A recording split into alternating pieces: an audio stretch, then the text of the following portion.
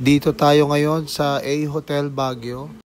Yung location niya, nandito siya sa kanto ng Abanao Street, corner Siagem Street.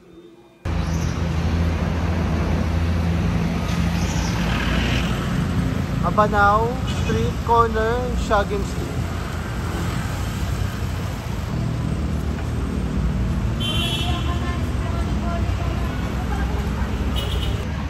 Yung parking nila dito may sariling gate, so secured naman siya. Pero nakahiwalay nga lang siya sa daanan. Yung lobby nila nasa second floor ng building na to.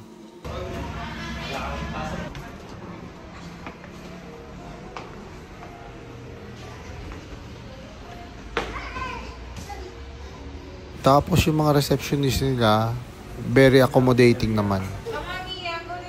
Ito nga pala yung cafe ng A Hotel.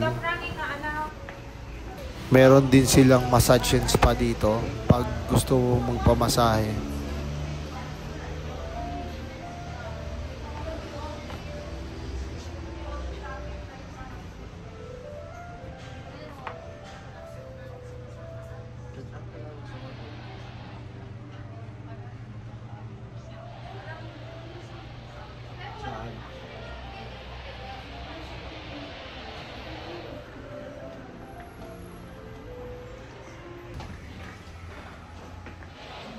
Mga kwarto nila, parang kakaiba yung mga itsura. Mukhang mga meeting room. Para ka nasa opisina.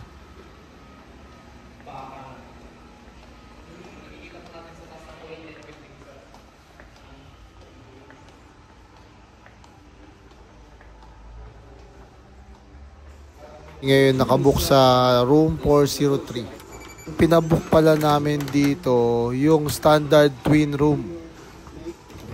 Tapos medyo may technique pa dahil mahirap buksan yung door lock nila. Oh.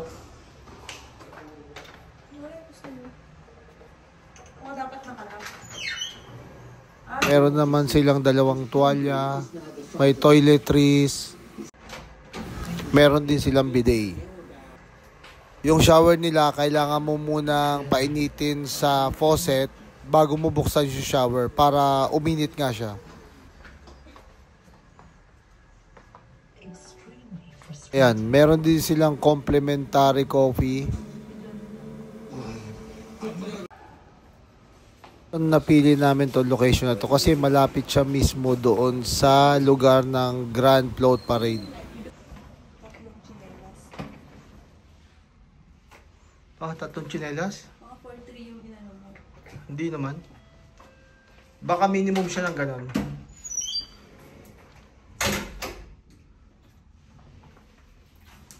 Oh, may TV naman siya pero maliit.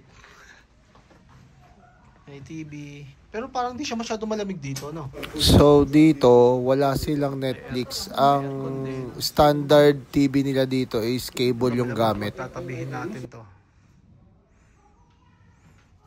Ayan, may vanity mirror din. Ano? Dito naman, wala namang matatanaw sa window nila dito. Kundi parang common area lang.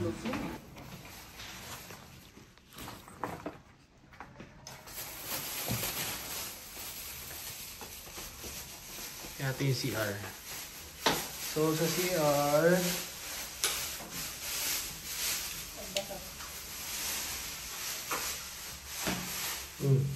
yan. May guest kit.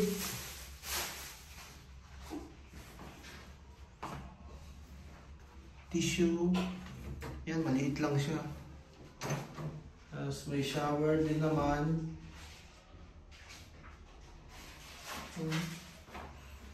Medyo ang ano lang dito, halos nakadikit na yung ano, yung toilet dun sa ano, sa sink. Oh, maliit yung lugar na to. Pero sa CR, okay na rin. Okay.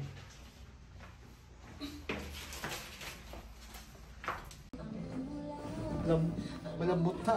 Mukhang ano siya, lamog na lamog na. Sa'yo, hindi masyado? Pares lang. Pares lang.